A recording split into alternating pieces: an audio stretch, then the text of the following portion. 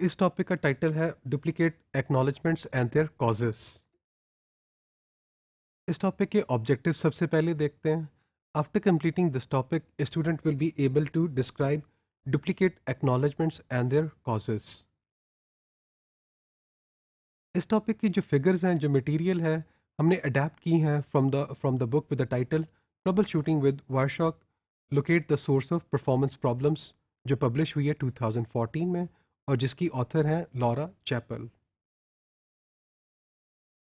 Duplicate acknowledgements are used to inform the sender about the packet loss. तो जब receiver को एक segment नहीं मिलता या जो पैकेट नहीं मिलता, अब वो सेंडर को कैसे इन्फॉर्म कर सकता है? डुप्लीकेट एक्नॉलेजमेंट्स की यूज़ करते हुए इन्फॉर्म करता है। ये जो डुप्लीकेट एक्नॉलेजमेंट्स होते हैं, they are also an indication of out of order packets.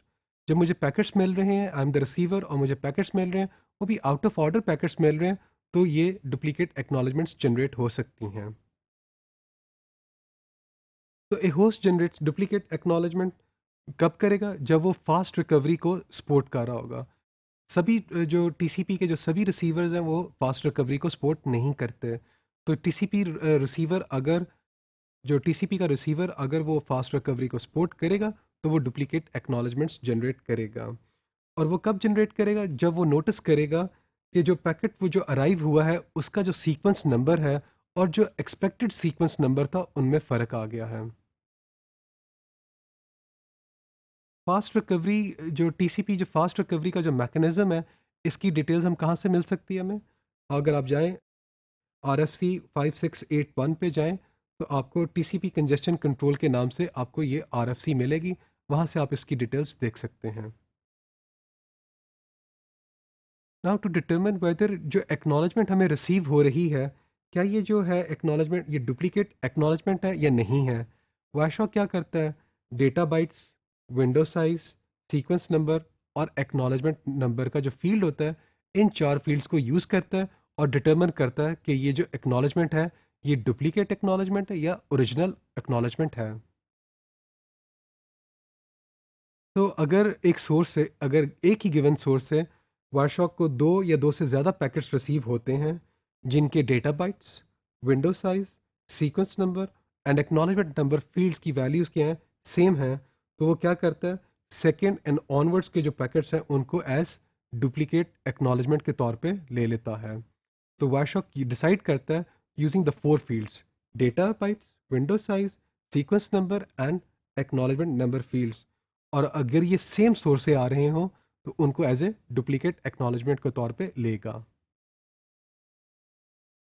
In duplicate acknowledgements, the acknowledgement number field value indicates the requested sequence.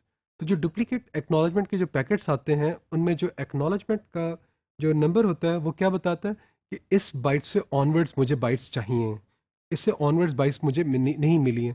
तो ये एक्नॉलेजमेंट नंबर का फील्ड ये बताता है। A TCP host keeps on sending duplicate acknowledgements until it receives the missing packet. So you keep on sending the receiver क्या करेगा? It will keep on sending the duplicate acknowledgement packets back to the sender, ताकि उसे बार बार inform किया जाए कि मुझे packet नहीं मिला और फास्ट रिकवरी स्टार्ट हो जाए, ताकि वो जो सेंडर है, वो टाइमर के टाइम आउट होने का इंतज़ार ना करे और आपको पैकेट जो मिसिंग पैकेट था, उसको जनरेट करके फॉरवर्ड करते हैं। तो अगर आप इस डायग्राम में देखें, हमारा जो लैपटॉप है उसके ऊपर वायरशॉक रन कर रहा है। ये जो लैपटॉप है, ये कनेक्टेड है स्विच के साथ, स्विच कनेक्टेड है राउटर के साथ, राउटर कनेक्टेड है स्विच के साथ, और फिर हमारा सर्वर है। इस डायग्राम में हमने ये शो किया हुआ है कि जो हमारा सर्वर है, उसने चार पैकेट्स जनरेट किए हैं। पहला पैकेट है सीक्वेंस नंबर 5000, और इसमें कितना डेटा कंटेंट है? 1460 बाइट्स का डेटा कंटेंट है। जो हमारा अगला पैकेट है, उसका सीक्वेंस नंबर 6460। ये वैल्यू कहाँ से आई? 5000 प्लस 1460 को जब आप ऐड करते हैं, तो नेक्स्ट सीक्वेंस नंबर जनरेट होता है। तो इस सेकेंड पैकेट में भी कितना डेटा है? 1460 बाइट्स हैं। जो हमारा थर्ड पैकेट है, उसका सीक्वेंस नंबर क्या है? 7920। ये नंबर कहाँ से जनरेट हुआ? 6460 को ऐड कर दें 1460 के साथ, तो ये नंबर जनरेट। तो ये जो चार पैकेट्स हैं हमारे, each of them is containing A data of 1460 bytes. ये हमने इस सिनेरियो में हमने ये फर्दर अज्यूम किया है कि जो थर्ड पैकेट है जिसका सीक्वेंस नंबर था 7920, ये पैकेट लॉस्ट हो जाता है। जब ये पैकेट लॉस्ट हो जाता है और आपका जो वायर शॉक है, जो लैपटॉप है, उसके अंदर टीसीपी रिसीव कर रहा है 9380 के पैकेट को, तो उसको क्या मिला, एक जंप नज़र आया। उसकी एक्सपेक्टेड वैल्यू थी 7920, लेकिन उसे एक्चुअली कौन सा पैकेट मिल रहा है, 9380 वाला पैकेट मिल रहा है, जो हमारा फोर्थ पैकेट है। तो जो ही ये इस गैप को वो डिटेक्ट करता है, तो वो क्या करता है, एक्नॉलेजमेंट जनरेट कर देता है।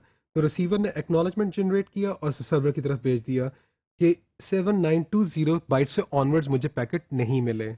तो फिर क्या किया उसने, फिर ओरिजिनल एक्नॉलेजमेंट जनरेट की, फिर 3 मोर एक्नॉलेजमेंट्स जिनको डुप्लीकेट एक्नॉलेजमेंट्स कहा जाता है, वो जनरेट की। अगर आप देखें, duplicate acknowledgement number 1, duplicate acknowledgement number 2, duplicate acknowledgement number 3।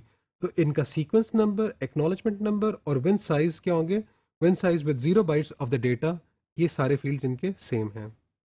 So when a receiver receives a packet with the incoming sequence number value jumping higher than the expected, it does not know कि ये packet lost है या just क्या ये out of order segments हैं, और वो थोड़ी देर बाद अराइव हो जाएगा। अब वायरशॉर्क क्या करता है, आउट ऑफ ऑर्डर पैकेट्स को और जो मिसिंग पैकेट, जो पैकेट्स जो लॉस्ट हो चुके हैं, उनके दरमियान कैसे डिफरेंशिएट करता है।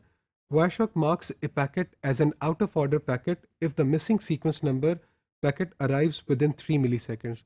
अगर तो विद इन 3 मिली सेकेंड्स के वो अराइव हो जाता है, तो this is an out of order segment. In case it arrives after 3 milliseconds, तो वायरशॉर्क क्या करेगा, उसे रीट्रांसमिशन या फास्ट रीट्रांसमिशन के तौर पे टैग कर देगा। तो वायरशॉक में हमारे पास ये जो एक्सप्रेशन है tcp.analysis.duplicate_acknowledgement, इसको हम यूज़ करके हम काउंट कर सकते हैं कि कितने डुप्लीकेट एक्नॉलेजमेंट्स आए हैं। और अगर आप देखें, ये जो एक्सप्रेशन है, ये जो स्ट्रिंग है tcp.analysis.out_of_order, इससे हम क्या डिटरमिन कर सकते हैं कि कितने पैकेट्स ऐसे हैं जो आउट ऑफ ऑर्डर रिसीव हुए हैं। तो इस टॉपिक में हम लोगों ने डुप्लीकेट एक्नॉलेजमेंट्स को देखा और उनके कॉजेज़ को डिस्कस किया है।